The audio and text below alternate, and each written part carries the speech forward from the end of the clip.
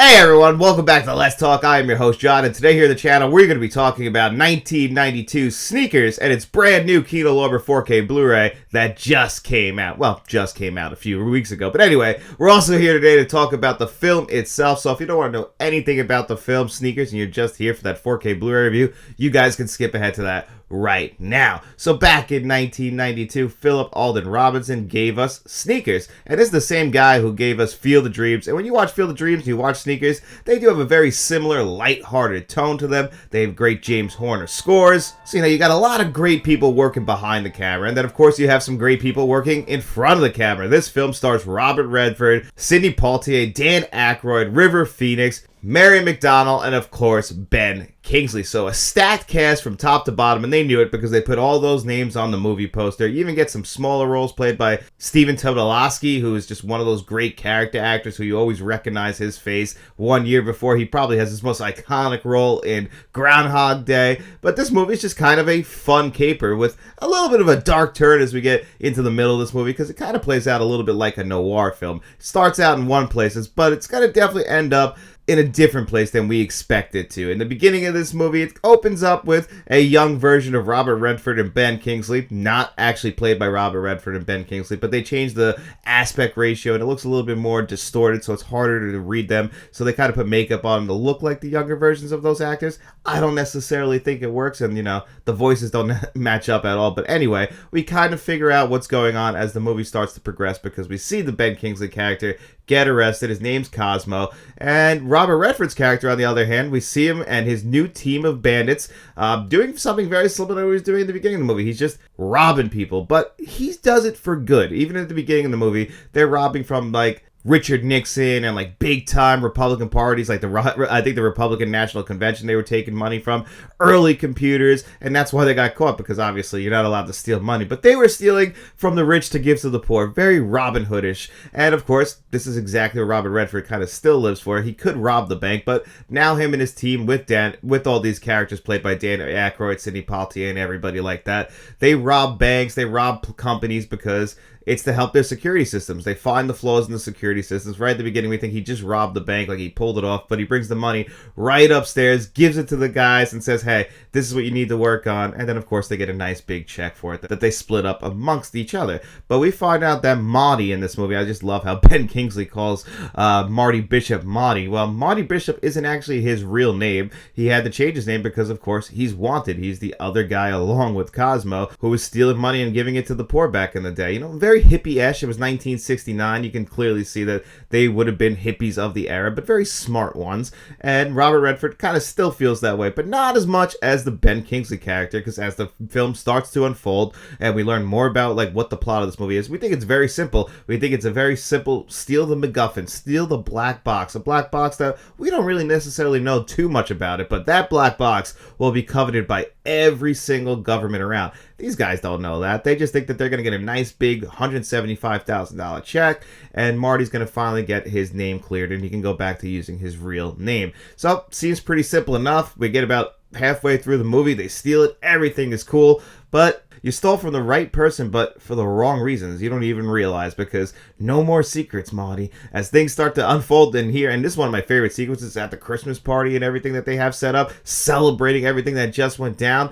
I guess it's a Christmas party. They have Christmas lights up. Maybe they just like Christmas lights. But anyway, they just had a great night celebrating, but then they uncover that this black box can actually break into any government system around. And the way that works, these are old 1990s computers, but how everything is green, and then as this black box is working, everything turns to blue. Just a very cool, well-made graphics, just well-made graphics for the time. Obviously, I don't know if they could actually do this kind of stuff, the technology that Robert Redford and his team are working with, but it's very impressive. It makes you really think that these guys are very, very highly skilled mercenaries, because, of course, all of the characters have, sketchy pasts. Even Robert Redford, all of them have had trouble somewhere along the line. Sidney Poitier, he worked for the CIA, but why did he have to leave the CIA? A very layered story, but you have a great time throughout the entire film just because all of these characters characters and how they interact with each other. Everybody's clearly game to be in this movie. They play all of their characters perfectly. And then Ben Kingsley being the main antagonist, we understand why he would be so pissed off at Robert Redford's character. He got sent to prison, and Robert Redford, he seems a little down about it, but he thinks he's dead. He thinks he died in prison. I guess he feels guilty, but he still got to live his life. So you understand why Ben Kingsley would feel a certain way towards him.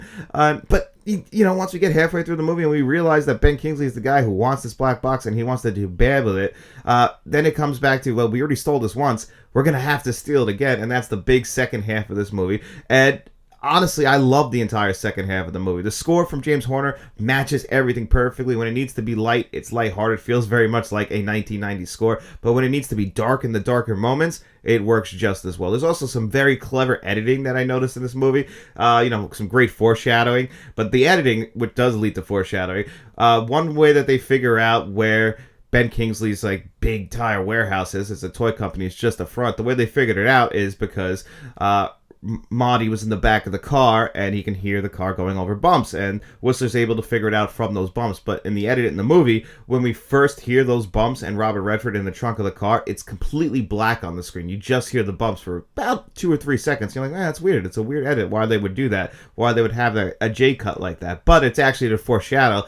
That's how they're going to figure out how to actually find this building. So it's a cool little foreshadowing trick while also being a cool little editing trick. So I really did appreciate that. It's not something you'll pick up until, for me, this is the first time I ever picked it up, and I was watching this movie with a critical eye. So it's there. You just kind of have to look for it. So again, just showing you how well made this movie is. It's one of the best screenplays of the 1990s. I love that James Horner score. All the actors are on board playing their characters perfectly. Is this a perfect film? No, there are some leaps in logic in this movie that kind of take you a little bit out of it. It's like, come on, can you really figure it out from that? Like the way that Ben Kingsley figures out that Robert Redford's in the building as well. I feel like it's a huge leap in logic, but then again, this film is very lighthearted, so you're able to buy into those moments, so they don't necessarily completely take you out.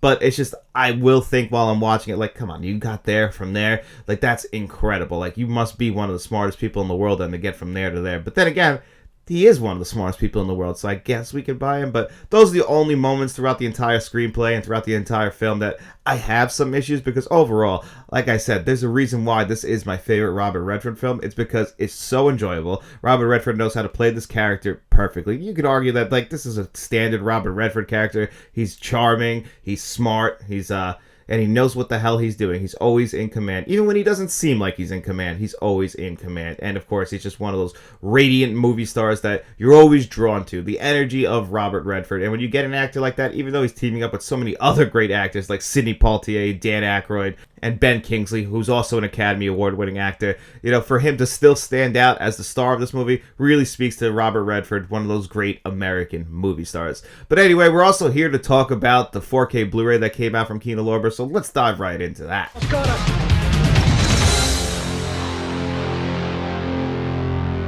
And here it is, the Kino Lorber 4K Blu-ray for Sneakers, which will replace my old Blu-ray right here. And right out of the gate, this is a Kino Lorber 4K Blu-ray. Kino Lorber, as much as I love them, sometimes they take the lazy route when it comes to certain aspects of their releases. And this is another one where it's such a good visual transfer, but does everything else match up to that? Well, let's dive into it.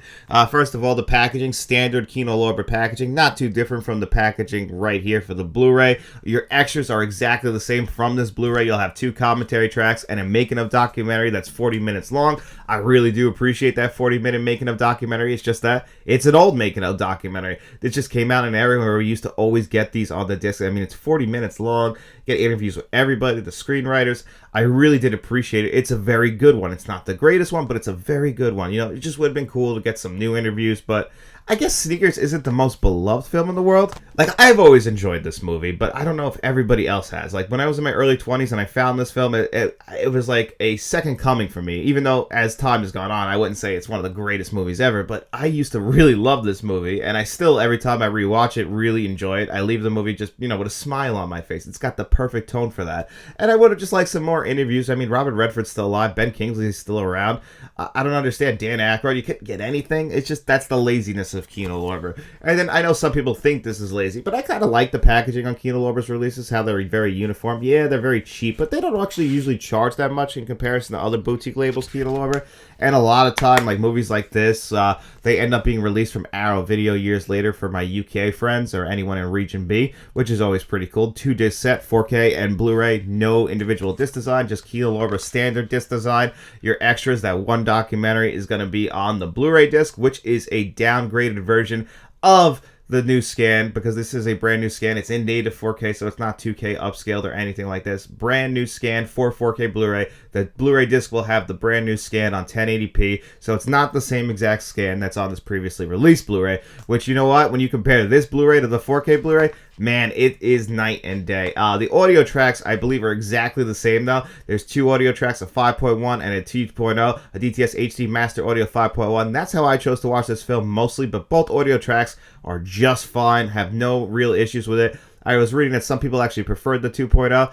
I still preferred the 5.1, even though it's not the greatest of 5.1s I've ever heard. They do a good enough job, but there is some good action sequence in this movie, especially towards the third act. I felt like it could have been better mixed, where a new audio track would have came in and probably done a better job.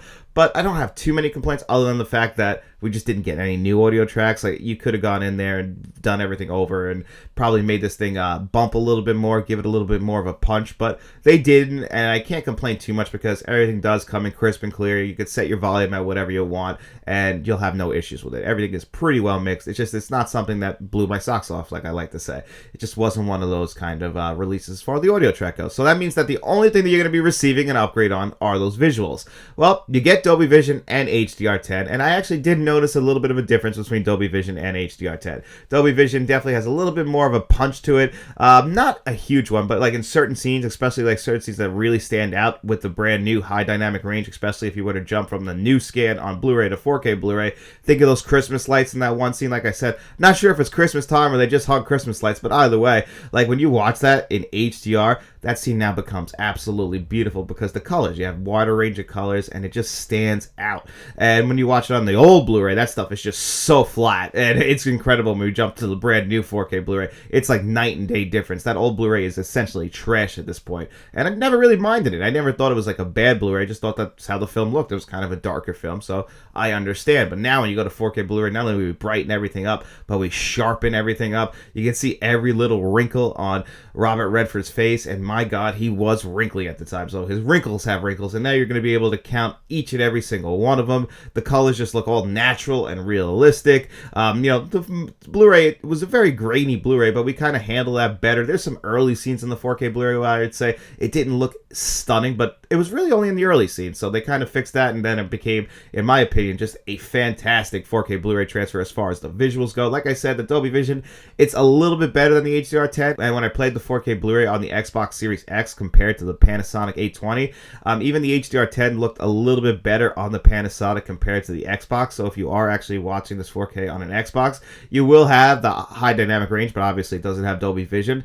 I just think it looked a little bit worse on that in comparison to, a standalone 4K Blu-ray player. Just wanted to point that out to you guys. No matter, I don't know what you guys watch these on, but if you do have the 820 and you were to compare it to a Series X, I do think because of the Dolby Vision, but even if they're both just HDR10, I still think it looked a little bit better on the 820. That's not always the case. Actually, that very rarely happens, but I just wanted to point it out to you guys because I did notice it. Either way or though, it's a huge, huge visual upgrade. It's just, can I justify the price tag? Not at full price because, yeah, it's only going to come down to how you feel about the movie Sneakers if you're willing to pay full price. Because I love Sneakers, so for me, I had to get this on day one, even though it took a few extra weeks to get to me. It's just one of those movies that I've always personally enjoyed, and I couldn't wait for it to come to 4K Blu-ray. I was hoping it wasn't like in the same sense as like Internal Affairs, which I don't think is a good 4K Blu-ray transfer visually.